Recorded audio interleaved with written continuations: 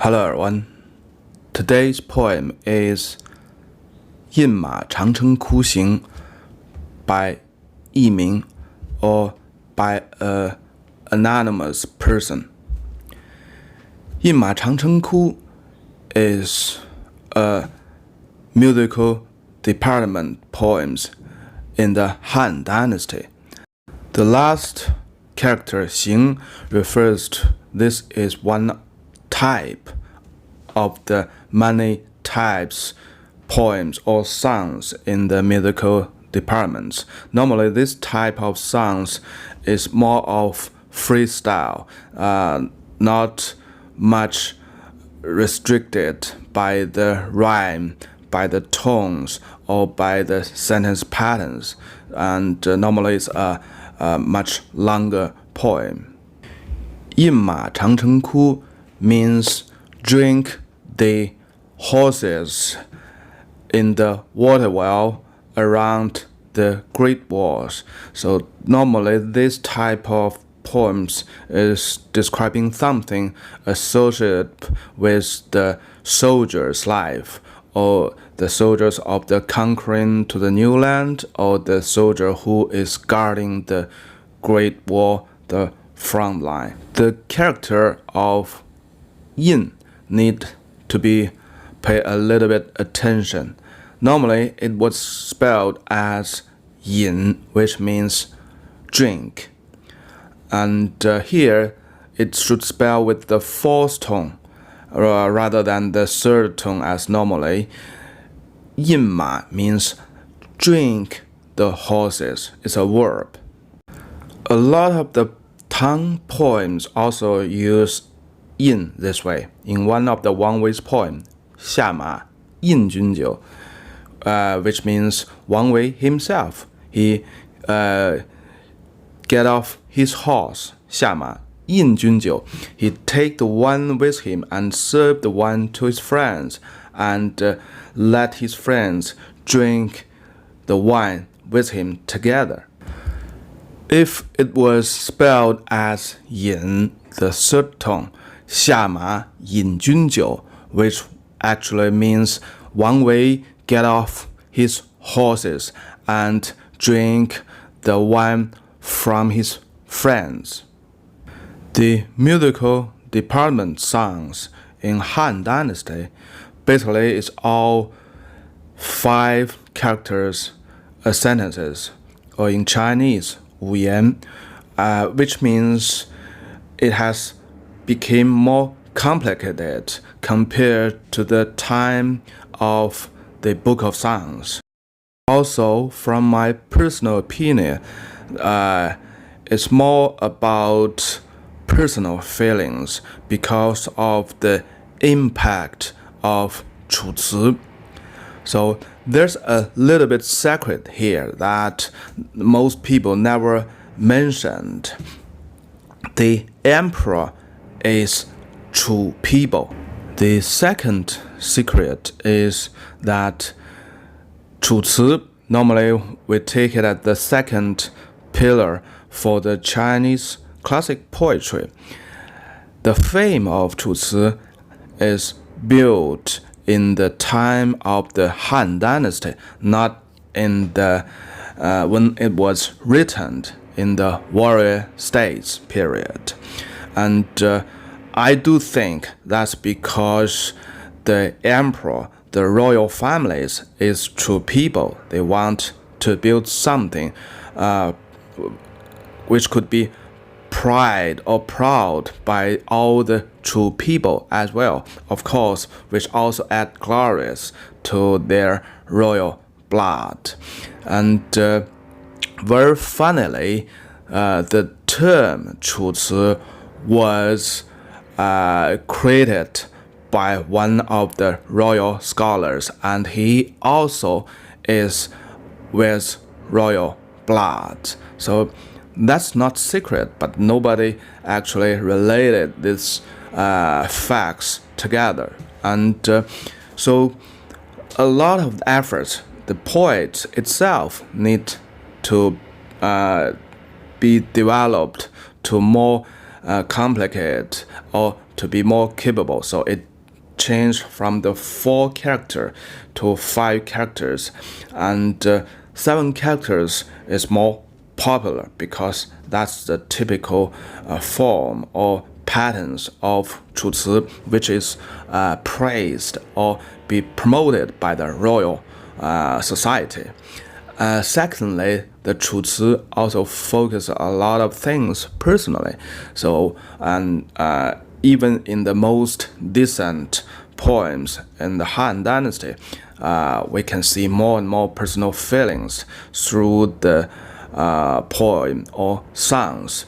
And personal feelings normally is not very, very decent poems in the Book of Songs time, because the songs or the poems is a vehicle for the kings to observe the society, to use the songs to educate his people, to make the rules for the people. Even some poem or songs reflected the dissatisfactions or personal feelings, but basically the feeling is not personal. It's sort of the people, a big group of people's feelings on that. And 楚辞 is totally different.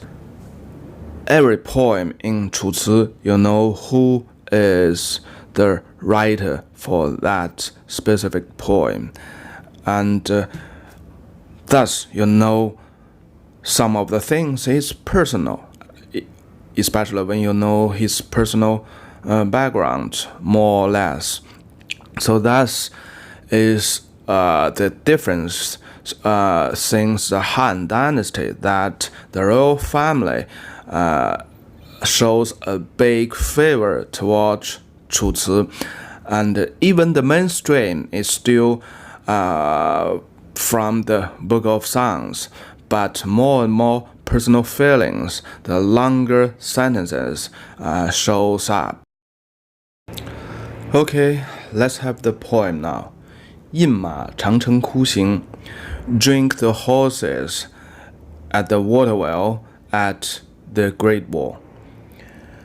青青河畔草，绵绵思远道。The green and fresh grassland along the riverside, and a bit by a bit, I think the remote road or the remote places. So the two things in the first 2 sentences. The first sentence is a typical writing technique, 兴. So you write some of the scenarios, and then from that scenario you extend your writing to the things you are actually about. So the first sentence is the scenarios, the green fresh grassland along the riverside, and that shares some of the similarity to the sinkings to the remote place, which share the same common sense. Is very, very long. It's endless. The grassland along the riverside is endless, and also the sinking to the remote place is endless. And here is very clearly the remote place refers to the soldiers at the Great Wall, or maybe at the frontier areas, because from the title we know this poem is writing about the soldiers in the frontier areas, in the Great Wall areas. We also know this poem was written from a wife's angle. His husband is somewhere in the Great Wall or in some of the frontier areas. Because since the Qin dynasty, the wars in the north or in the northwest became something very constant. With these writing techniques in these 2 sentences, it brings you from a physical action. You're looking to the endless green fresh grassland along the river, and extend to your eyesight to the remote place, and then you think about someone in the remote place. Also, for a reader who had ever read these poems and share the same feelings whenever he's in a situation and looking to the endless grassland, very easily with the scenario surrounding him and the poem he had read, this poem, of course, is very naturally aroused the feeling and thinkings for him about his best friends, his family members. So that's the wonderful techniques of Xing brings us. 远道不可思，素昔梦见之。远道 the remote place, or precisely her husband. My husband cannot be think of, or I cannot imagine how my husband is now, because he has departed for 10 years, 20 years, or maybe 30 years. So he don't know anything how his husband looks like. He even cannot think about or dream about how his husband is now. 素昔梦见之. So last night when I was asleep, I dreamed about my husband and I saw him. So that's the controversy in this poem. The two has been departed for such a long time, but she's still seeing her husband in her dream. So very easily we can thought about the wife was thinking her husband so much and endlessly. From these sentences, we also know a writing technique so-called as 顶真 was applied. So the ending words in the last two sentences, 远道, was used at the beginning words in the third and fourth sentences. So that technique was so-called as 顶真。梦见我在蚌，忽觉在他乡. So in the dream, I was lying upon my husband. 蚌, it means someone is upon another one. 忽觉在他乡. Suddenly, she waked up and realized her husband is somewhere else. 他乡各异县，辗转不相见. So in other place, in different places, her husband moved around. 辗转 means moved around. But no matter how or where her husband moved, they still never have the chance to meet each other, to see each other, which means her husband is moving from one frontier to another frontier, from this war to another war. Her husband's life was always in a great danger, always threatened by the endless wars. And from another angle, the wife has a huge worry about her husband as well. And whenever her husband moves around, she has more worries, and he worries more. 枯桑知天风，海水知天寒. The leaves of the mulberry tree has all fallen, but the mulberry tree still know the big wind, the hardship of the big wind, the cold of the big wind. 海水知天寒, the sea water, the vast sea water knows it's getting cold. These two sentences use the writing techniques 比 to simulate the thinking and the feeling of the wife and the husband. The writer has almost reached to his limit by writing the dreams, by writing the wife is worrying about her husband that move around. So he changed to another angle, used the scenarios, used the scenic views to represent the feelings or to deepen the feelings of the wife, of the husband. The mulberry tree knows the coldness of the winter because all the leaves has fallen down. He changed so much himself to adapt to the coldness.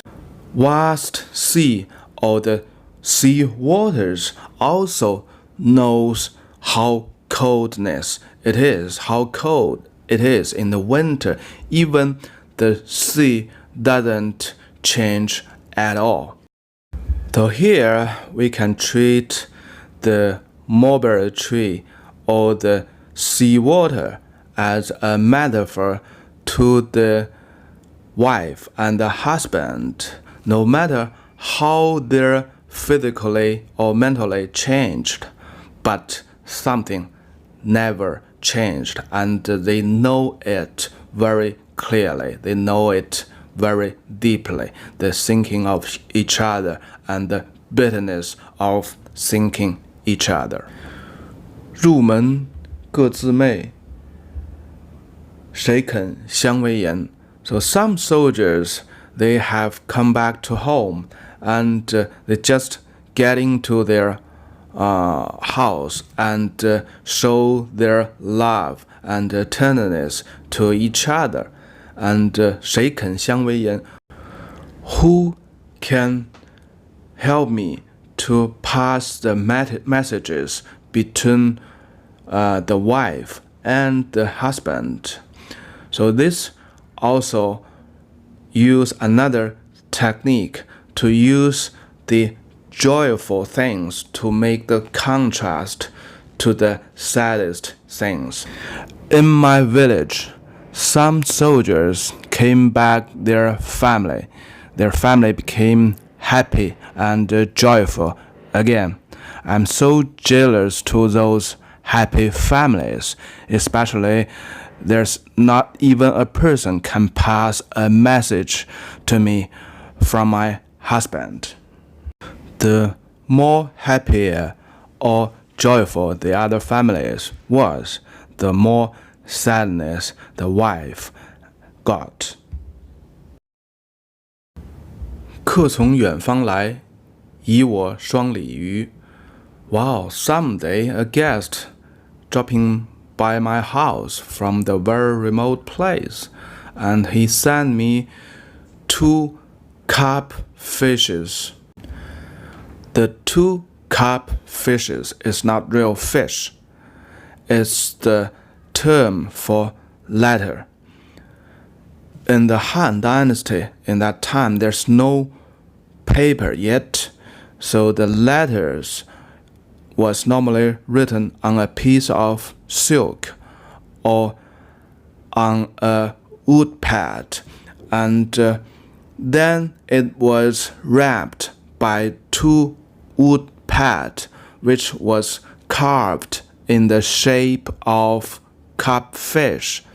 So whenever we saw the 2 carp fish carved on the wood pad, that means the letters, and eventually 2 carp fishes is a term, another term for letters. So in the later sentences, we saw the term 尺素, which also refers to the letters, because the piece of silk normally is in 1 feet long. That means 尺素means it's in the very shallow or white color. So that refers to the piece of silk where the letters written on. So finally, 尺素 also is an alternative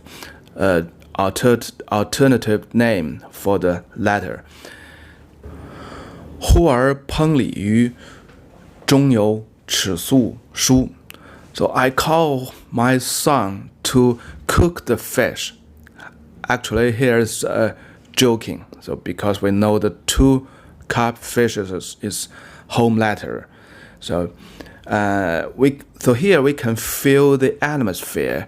It became quite delighted and joyful, and the wife with such a huge worry and thinking. Now she can make jokes and ask her son to cook the fish. So that's a joke at all.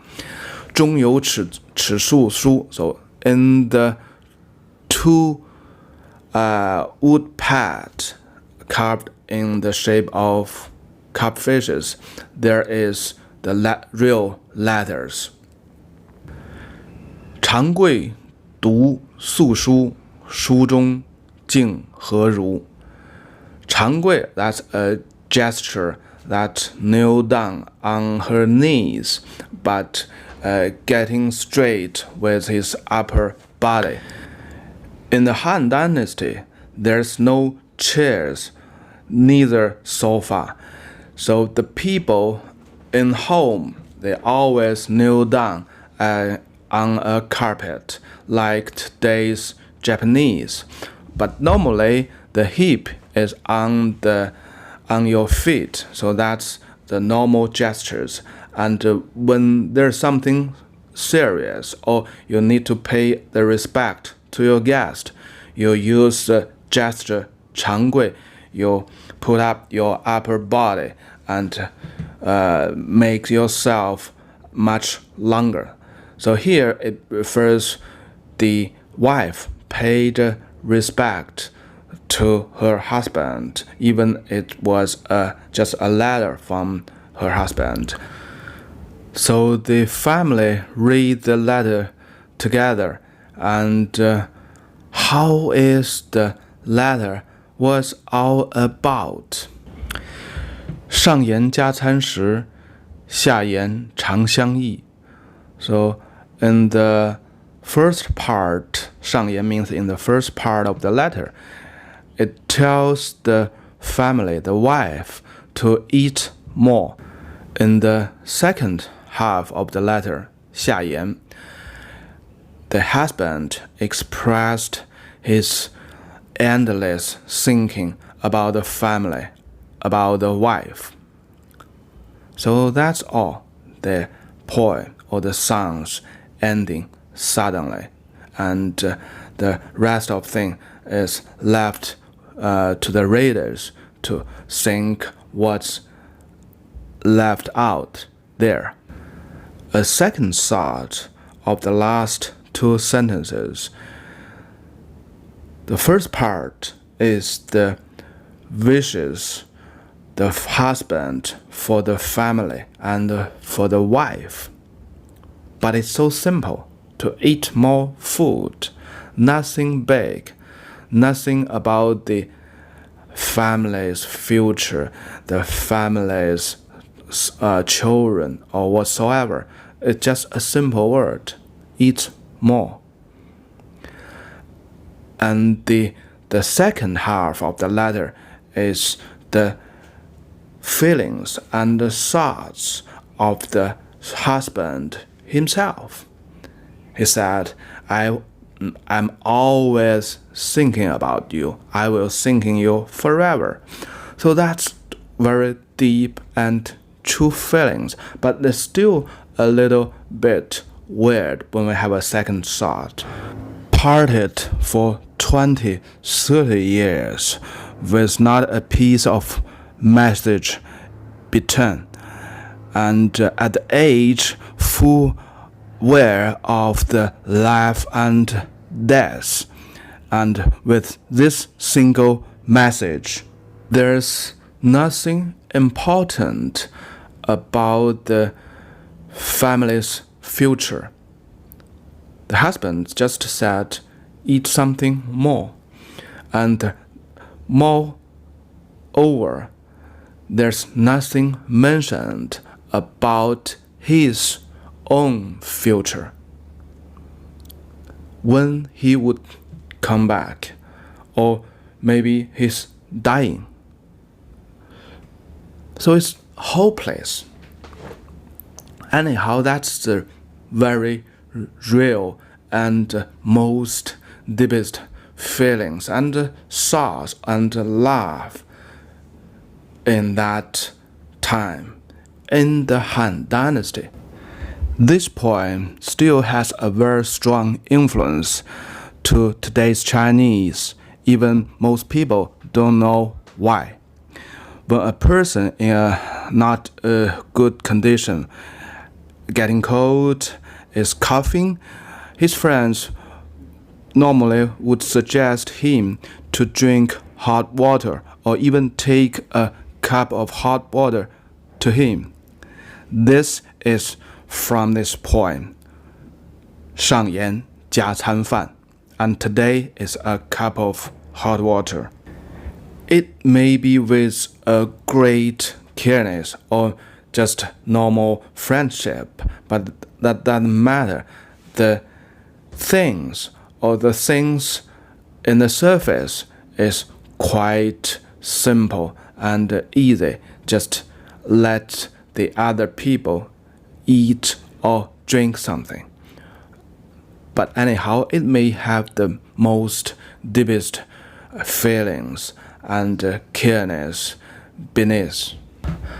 A lot of the foreigners in China, they get a bit annoyed by this type of a cup of hot water things. Anyhow, if you have ever read these poems, you may share some of the feelings and have some of the understandings why Chinese do this way. That's the feeling and careness. No matter is such deep feeling or careness described in this poem, or it's just a normal friendship. So this song is still with quite simple wording, as well as it's all about the very direct description of the things or things happened. Anyhow, we can also see some of the more complicated writing techniques applied. The rhythm and rhyme sounds pretty well when we're reading it, and most importantly, it's describing the most subtle personal feelings, quite different from the poems in the Book of Songs. In the Book of Songs, there's also some poems quite similar, like this one. The wife is thinking about her husband in the frontier area, in the war field. But the major differences is those poems or those wives in the Book of Songs is all noble peoples, though they have something to fight for their families. But in this poem, it's about a normal family, a middle-class family in the Han Dynasty. The situation is totally different. The only wish for the wife is to wish her husband come back safely. And this common sense or common feelings could be shared, or actually it has been shared through the time in the history till today for the most of the people, for most of the Chinese. Later on, two famous emperors borrowed this title and also write two poems, very famous, but the content is totally different. It describe the glory of the wars rather than the sinking between the wife and the husband. Okay, that's another story. Anyhow, 饮马长城窟 drink the horses in the water well at the Great Wall is a very famous type of poems, a very famous title as well. Okay, that's for today. Bye bye.